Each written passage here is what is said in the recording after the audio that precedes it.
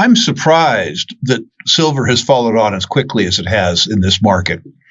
My experience has been that silver lags gold for a substantial period of time and moves after the precious metals narrative has attracted generalist investors to the space. It would appear that the breakout in gold occurred 2 or 3 weeks before the breakout in silver began to occur. In my experience, this has normally taken 18 months. So I'm a little out of my depth in terms of explaining why. I actually don't know why. The asset class with the most upside volatility in precious metals was silver equities. And I had expected that after a breakout in physical gold, that a move in silver equities would take as much as 2 years to occur. It might be that things in the world are moving much more fast than they used to move. I don't know why this is true. I just note that it is true. In today's news recap, silver may have the power to reach the $30 per ounce milestone after its 26% surge in March-April on the back of gold's record run and copper's strength, even though analysts say the metal is ripe for a technical correction. Silver, both an investment asset and an industrial metal used in electronics and solar panels, may also find it hard to hold on to $30 without a recovery in global manufacturing activity and investment demand from funds. Silver is starting to behave much more as a precious metal than an industrial metal.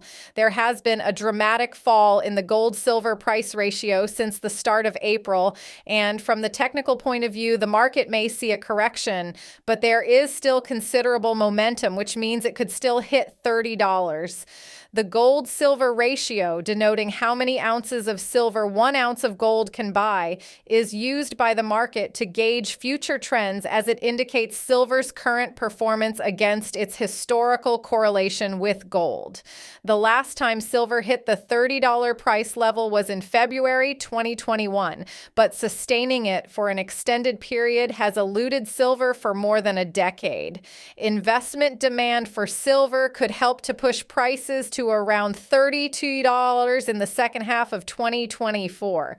On the fundamental side, the silver market faces the 4th year of a structural market deficit due to expectations of higher industrial demand in 2024, Metals Focus said in a research produced for industry body, the Silver Institute.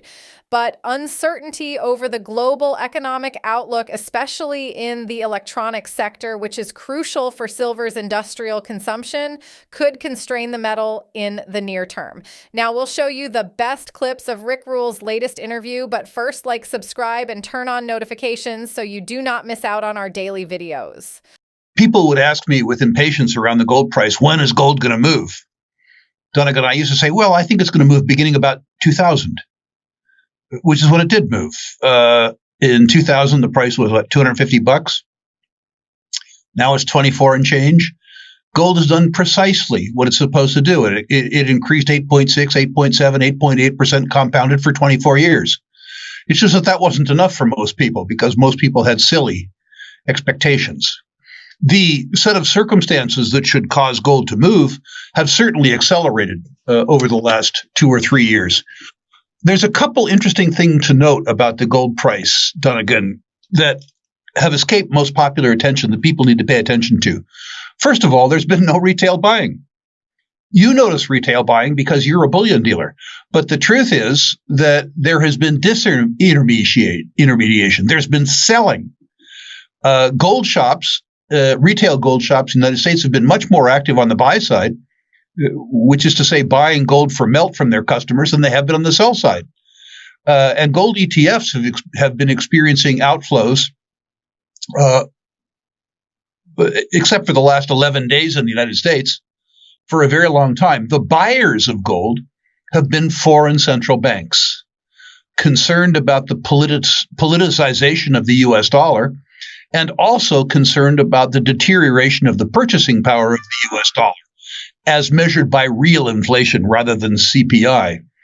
If, as I suspect will occur, we begin to see retail buying from North America and Western Europe on top of Chinese retail buying and foreign central bank buying, then I think you'll see a real move in the gold price. When will this occur? I don't know. I just think it's more probable than to occur than not. And I'd like to bring up one more thing, Dunnigan, before we move to the next question. We've talked about this on your show before, but people listening to this show might not have listened to earlier shows. The market share of gold and precious metals related assets is stupidly small. The market share in the U.S. of gold and precious metals related assets generally is less than 0.5% of all the savings and investment products in the U.S. market. The 2-decade mean is 2%. If precious metals related assets return to mean, demand for them quadruples, which is precisely what I think is going to happen on a global basis.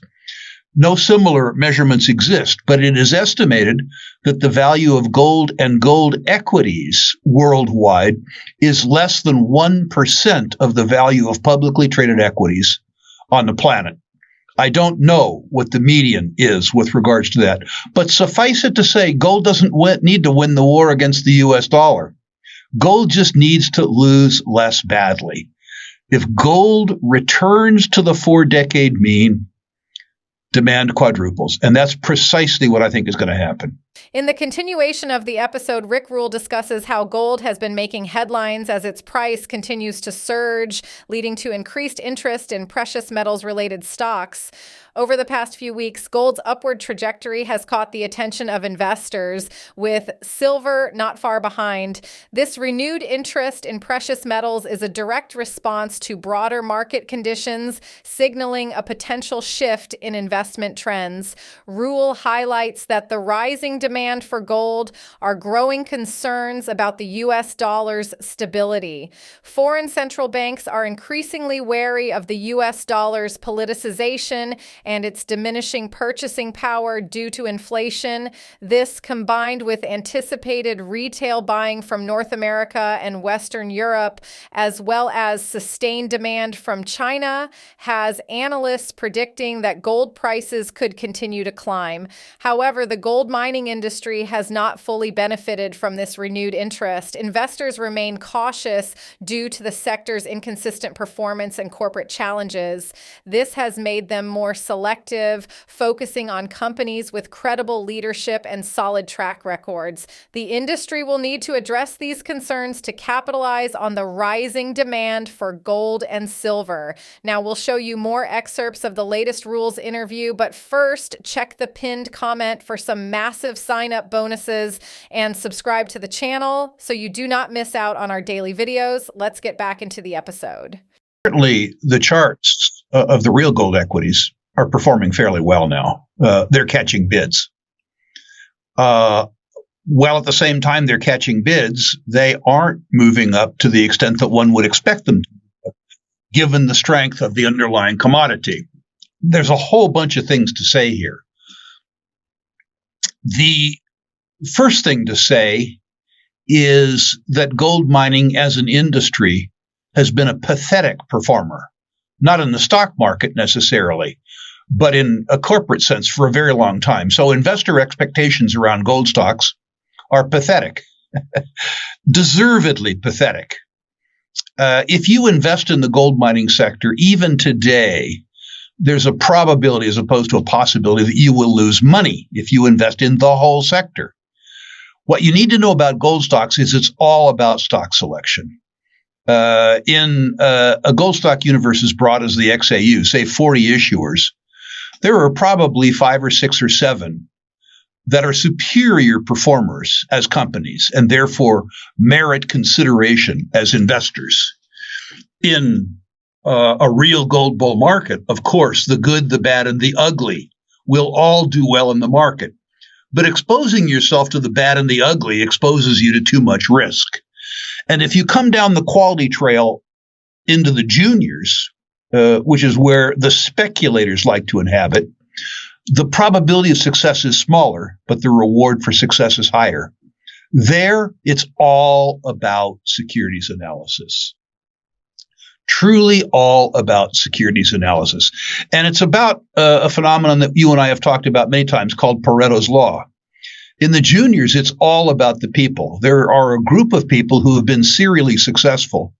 And then there is the rest, what Mencken referred to as the great unwashed. And the great unwashed are lethal. Those promoters who succeeded perhaps as car salesmen, used car salesmen, but otherwise have track records virtually unblemished by success. Compared to them, of course, you have Ross Beatty, 14 companies, all 10-baggers. The whole game in the juniors is to associate yourself with serially successful people, first of all, and associate yourself with companies that, given the extraordinary risks that they're taking on, are engaged in activities with the potential for extraordinary rewards. Don't screw around with small mines or small targets. If a target doesn't have the promise of an in situ recoverable reserve in excess of, say, $2.5 billion, just don't bother. The idea that you would take huge risks for minimal rewards is really dumb arithmetic. And if you aren't willing to take the time yourself to understand, once again, how to differentiate between the good and the bad and the ugly, do something useful with your time. Spend some time with your kids or your grandkids, read a book, drink a beer on the porch, do something intelligent.